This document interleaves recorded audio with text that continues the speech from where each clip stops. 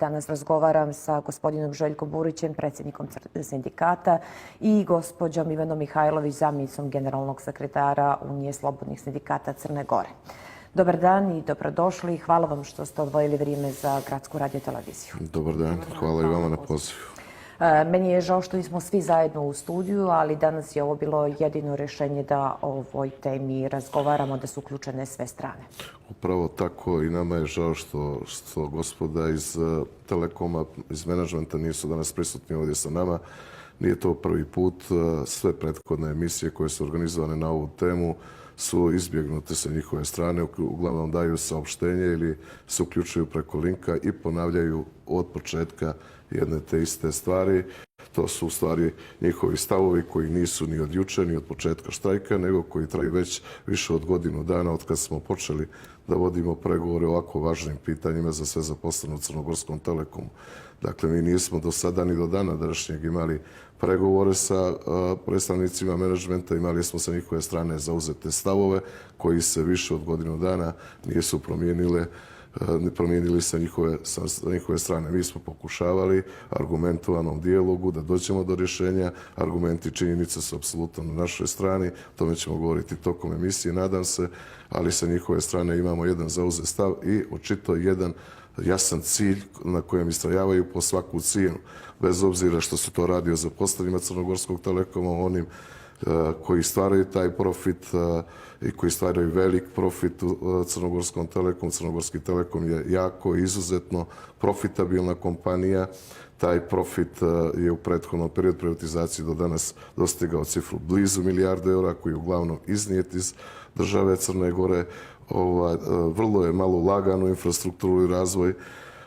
Posebno je malo izdvajano za zaposlene u Crnogorskom Telekomu. Kada govorimo uopšte o zaposlenima, ali kad govorimo o menadžmentu, to sigurno nije slučaj. Oni su o njima vodili računa, tako da su svih ovih godina, pored visokih zarada, sebi isplaćivali i visoke i enormne bonuse. Akcionarima je redovno isplaćivani milionske dividende, dok zaposlenima cijena rada nije povećana ni jedan jedini cent od 2008. godine.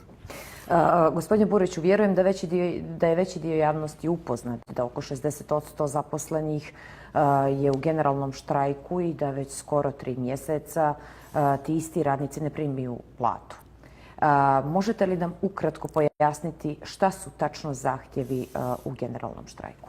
U najkraćem, kao što smo to saopštili više puta, naši zahtjevi su zadržavanje istih prava koja smo imali u prethodnih 16 i više godina u Crnogorskom Telekomu i koja su kao takva egzistirala u kolektivnom ugovoru čitavo to vrijeme. Dakle, ne tražimo da se ista prava produže i za budući period. Ne tražimo ni jedno novo pravo u odnosu na prava koja su imali u prethodnom periodu. Drugi naš zahtjev odnosi se na povećanje cijene rada koja, kao što sam rekao, nije povećana ni jedan cent od 2008. godine.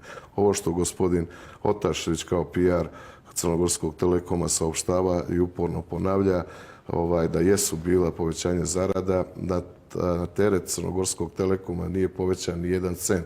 Naprotiv, Crnogorski Telekom kao poslodavac je u međuvremenu uštedio sredstva kada su zarade zaposlenih u Crnogorskom Telekomu u pitanju iz razloga što došlo je do povećanja po osnovu smanjenja poreza i doprinosa na teret zarada zaposlenih, dok je došlo na teret zaposlenih, dok je došlo do smanjenja doprinosa i na teret poslodavca, i to u iznosu od 4,2% kada su u pitanju zdravstveno osiguranje zaposlenih.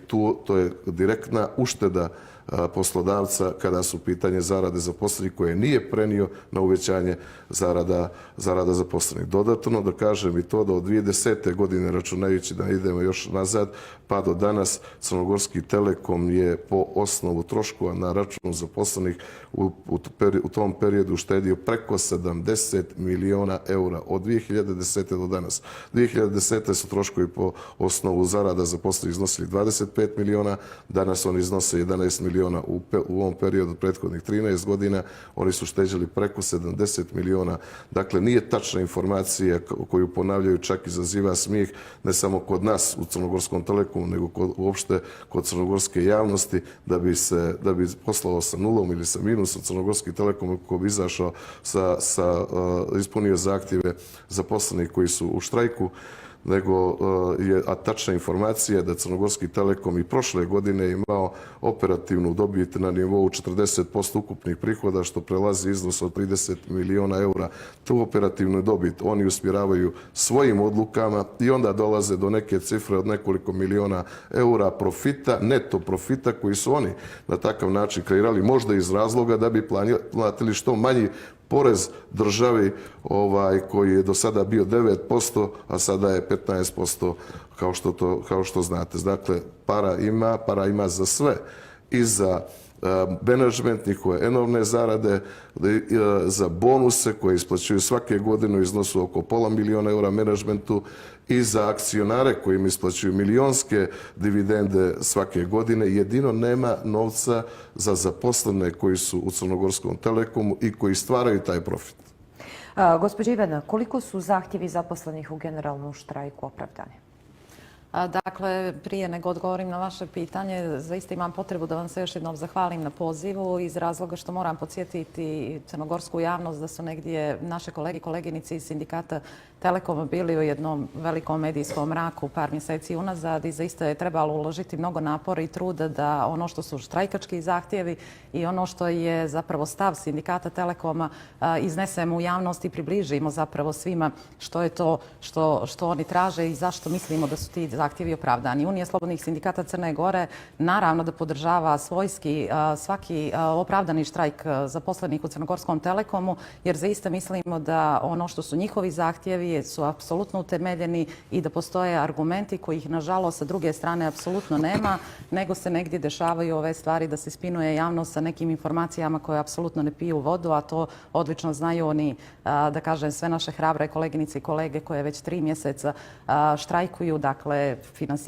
finansijski se iscrpljuju negdje da bi dokazali i menadžmentu i javnosti, ali i crnogorskim institucijama da su oni u pravu. Unija slobodnih sindikata podržava svaku njihovu aktivnost i trudimo se da u mjeri mogućeg pratimo sve njihove aktivnosti, bilo da se radi dakle o pokušaju da se nastave pregovori, bilo da se radi o tome da se obraćamo institucijama sistema sa nivoa sindikalne centrale, bilo da se radi da podržavamo njihove proteste koji su zaista još jedan način da ukažu ne samo crnogorskom menadžmentu, nego više, čini mi se, i javnosti da približe ono što su njihovi zahtjevi i koliko su oni opravdani, ali i da ukažu na onu opasnost koja je za nas u Uniji slobodnih sindikata posebno važna, a to je da ovo nije samo borba za radnike Crnogorskog Telekoma, oni se zapravo bore za sve radnike u Crnoj Gori.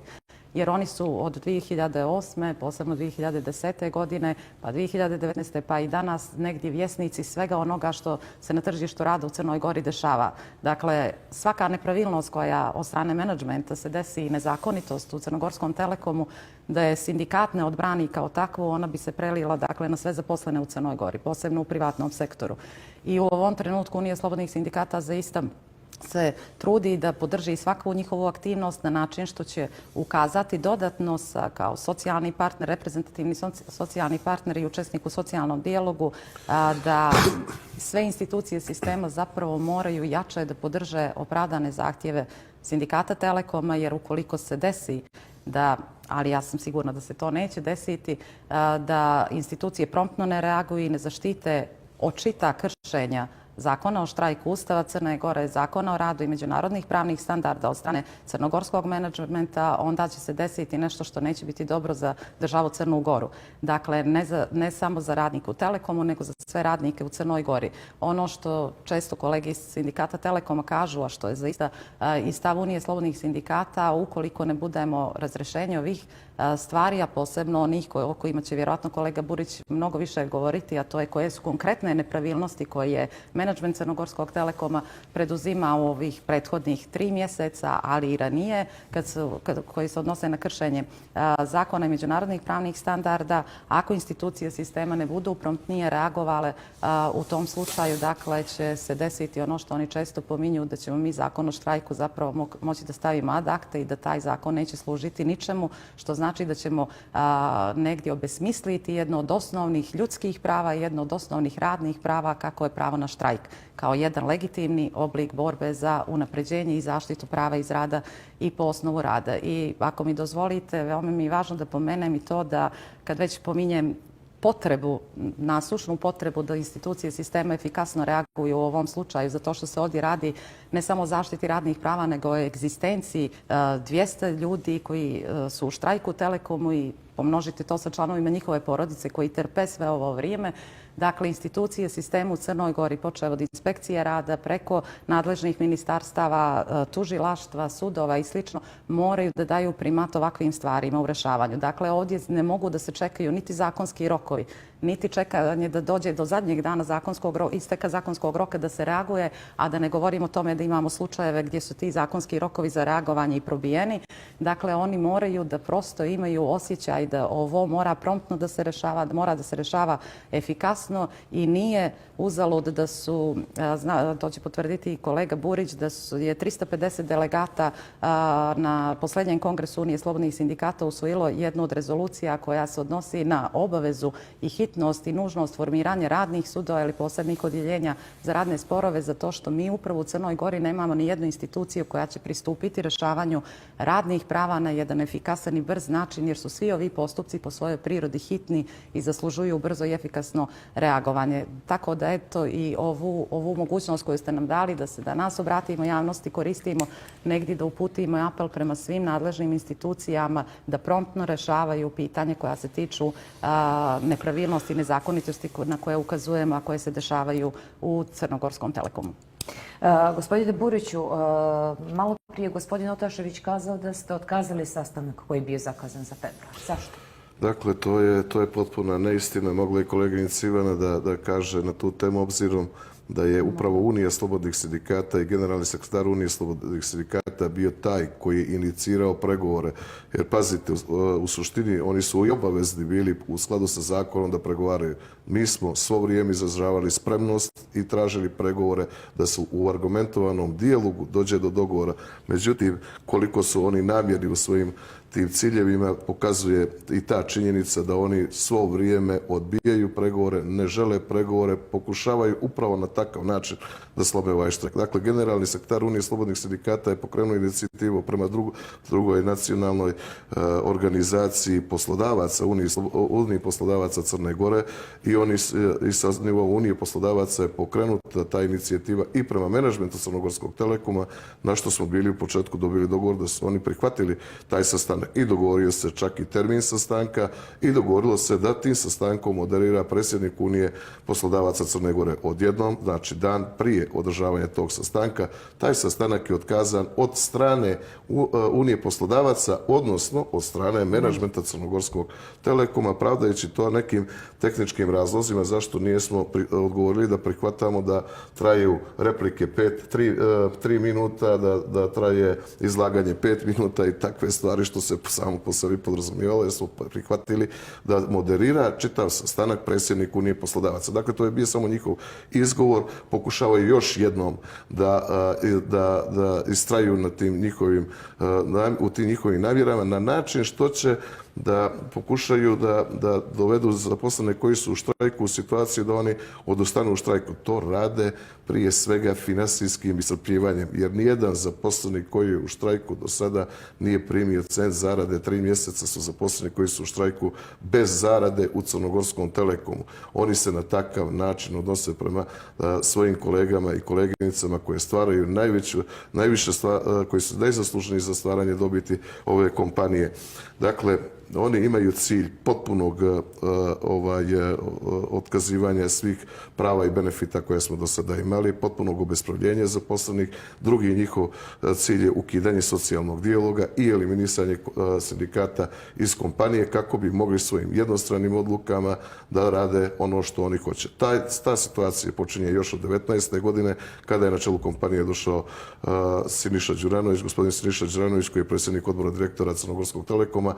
Nastavljena je preko svih izvršnih direktora, a 4 su od tada promijenjeni godišnje po jedan, a to je intenzivirano dolaskom na mjesto izvršnog direktora gospodina Stjepana Udovičića koji je sada trenutno izvršni direktor i koji se nalazi na čelu kompanije od kraja 2021. godine.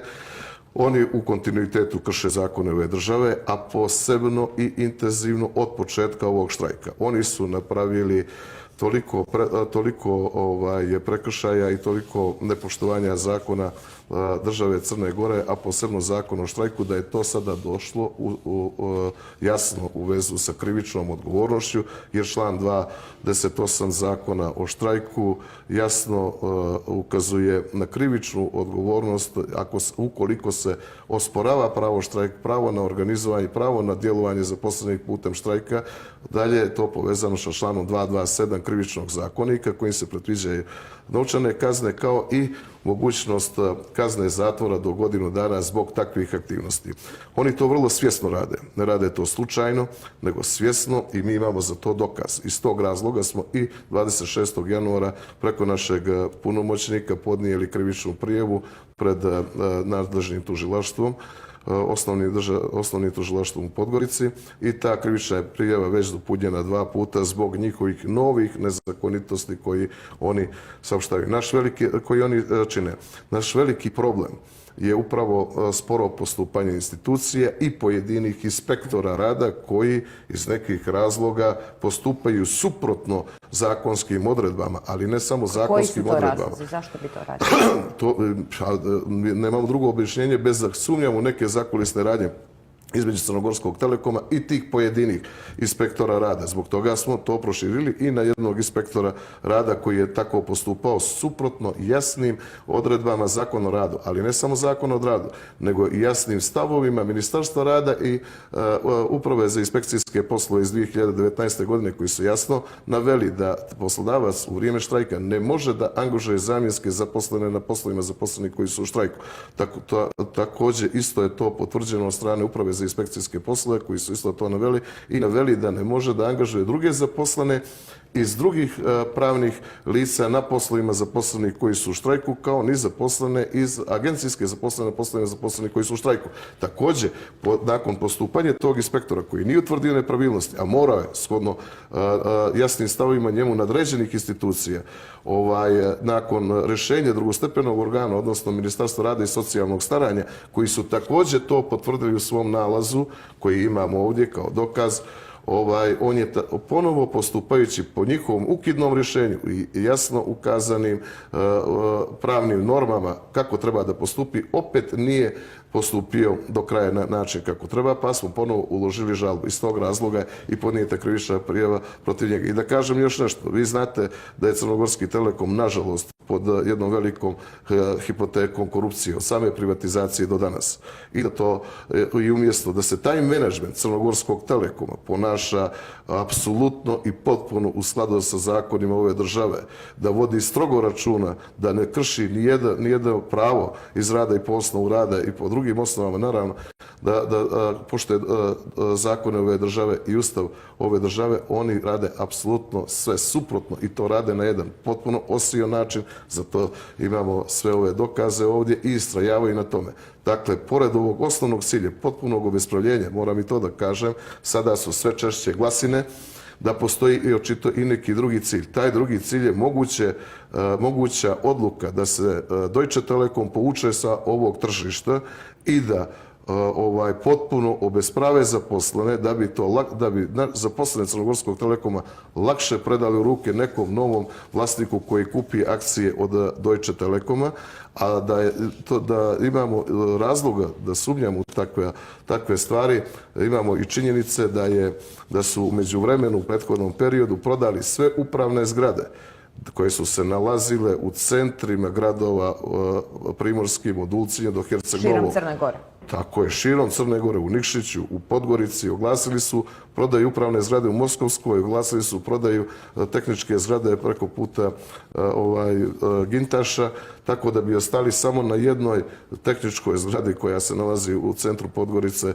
Dakle, sve ukazuje da postoji možda i drugi krajnji cilj zbog čega istrajavaju ovoliko i zbog čega insistiraju na svaki način da potpuno ponište kolektivni ugovor, da ukinu socijalni dijalog, eliminišu sindikat i da lakše prepuste tu kompaniju i da je što bolje prodaju nekom novom vlasniku koji bi došao i preuzeo zaposleno Crnogorskom Telekomu. Još i to da kažem, pored te činjenice što žele da nas obesprave, jasno su prije nove godine, umjesto čestitke za novu godinu, najavili da će sprovesti novi tehnološki višak i da će outsourcovati određeni broj zaposlenih, tako da po takvom trenutnom stanju mi smo uvjereni da bi to značilo da će i ovaj broj zaposlenih koji je sada u Crnogorskom Telekomu, a to je svega 1/3 od onog broja koji je bio prilikom privatizacije, biti dodatno prepolovljen. Dobili ste podršku brojnih političkih partija i lidera istih. Da li ima naznaka da će vas i premijer u tehničkom mandatu primiti na razgovor? Tako je, dobili smo brojne podrške političkih partija i taj proces još u toku i danas ćemo da imamo nove sastanke sa političkim partijama. Mi smo uputili poziv za pomoć svim poslanicima u Crnogorskom parlamentu i redom smo imali brojne sastanke. Siguran sam da će i ostale političke partije nas pozvati, koje još to uvijek nijesu. Nažalost, od strane premijera Dritana Abazovića mi nemamo nikakvu povratnu informaciju, iako smo 3 puta se pisano obraćali, 2 puta protestovali ispred vlade, iako je premijer Abazović javno obećao da će nas primiti na razgovor, da bismo u neposrednom razgovoru prenijeli ukupnu tešku situaciju koju nalaze zaposleni u Crnogorskom Telekomu, 200 porodica koje ne primaju zarade, to je 1000 članova tih porodica, državljana države Crne Gore. Potpuno je neshvatljivo, nejasno i pravo da vam kažem, razočaravajuće da od strane premijera još nijesmo dobili poziv za sastanak i da se nije na pravi način zainteresovao za dešavanje u Crnogorskom Telekomu. Vrlo je simptomatično i ne znamo koji je razlog. Voljeli bi da čujemo razlog zbog čega, ali nikakvog odgovora niti reakcije sa te adrese do danas nemamo. Nismo dobijali brojne podrške od svih naših kolega i sindikata. Zadnju podršku smo dobili i od Verdija, jednog od najvećih pojedinačnih sindikata svijeta, a jednog od najvećih u Njemačkoj, koji je prošle nedjelje nama uputio punu podršku u čijem sastavu je sindikat Deutsche Telekoma ispred 83.000 članova tog sindikata koji su članovi internet i telekom sektora. Verdi broji preko 2 miliona članova. Preko 100 delegata su nam poslali jednu potpunu podršku dajući nam za pravo i poštovanje za naš rad koji radimo i također rekli da će u budućem periodu nam pratiti dešavanja i dati nam punu podršku da istrajemo u našim zahtjevima. Toliko koliko se radi o opravdanim ili neopravdanim zahtjevima, svi redom i javnost, ali i svi sindikati, a posebno neki sindikat gdje je sindikat Deutsche Telekoma, njihov član, je potpuno prepoznao opravdanost naših zahtjeva i shvatio da je ovo naša borba za goli opstanak i egzistenciju u Crnogorskom Telekomu. Možete misliti jednoj neprofitabilnoj kompaniji u Crnoj Gori. Nemamo još mnogo vremena, nažalost, ali u svakom slučaju ćemo se u narednom periodu baviti ovom temom sve dok se ne pronađe rješenje koje je dobro za obje strane. Recite mi, gospodine Buriću, kakva je podrška medija? Pa medija je, nažalost, u početku bila jako loša. Ne znamo koji je to razlog, valjda su utjecaji neke marketinške prirode ili ne znam šta još, ali moram da kažem također da u zadnje vrijeme imamo praćenje sa strane medija i to je dobro i hvala vam svima na tome jer ovu situaciju i treba i zaslužuje da bude ispraćena zbog 200 zaposlenih, članova njihove porodice, ali ne samo njih, nego svih ostalih koji rade u Crnogorskom Telekomu jer njihova sudbina je jednako neizvjesna kao i naša, ali ne samo i nas, kao što je rekla koleginica Ivana, ovo je mnogo značajnije pitanje jer ako bi ovakve stvari prošle u Crnogorskom Telekomu, to bi značilo jako lošu situaciju za sve zaposlene u Crnogorskom telekomu, posebno u realnom sektoru. Ivane, recite mi kakvo rješenje očekujete? Dakle, kao što već ste pomenuli, pa samo ću ponoviti još jednom da je Unija slobodnih sindikata, a samim tim i njene članice Sindikat Telekoma je jedan od osnivača Unije slobodnih sindikata. Dakle, čitav svoj cjelokupni rad baziraju na tim mehanizmima socijalnog dijaloga. I uvijek smo za dijalog, ali dijalog koji se vodi na ravnopravnim osnovama i dijalog koji je argumentovan. Dakle, ne pokušaj jednostranog donošenja odluka i slično, to je nešto na što ne želimo da, na što ne možemo da žmurimo i to je nešto protiv čega se upravo, opet ponavljam, kolege iz Sindikata Telekoma i koleginice bore ne samo sad i ne samo od 15. novembra prošle godine, već godinama unazad. I uvijek su izlazili kao pobjednici iz tih borbi i opet ponavljam, svaki njihov uspjeh je uspjeh radničke klase u Crnoj Gori i ja samo želim da negdje pozovem na solidarnost i građane i ostale radnike da prihvate da je ovo borba koju su oni vodili ne jednom, već nekoliko puta unazad i koja je očuvala mnoga stečena prava za sve zaposlene u Crnoj Gori. Zato je ovaj štrajk posebno važan jer multinacionalne kompanije umjesto da budu vjesnici poštovanje socijalnog dijaloga i unapređenje kolektivnih prava zaposlenih, oni se zapravo stvaraju ulogu onoga ko želi da privatizuje neka prava i međunarodne standarde i da ih donosi na način kako oni to smatraju. I tu pohlepu zaista moramo zaustaviti, a koleginici i kolege koji su u štrajku u Crnogorskom telekomu to upravo rade.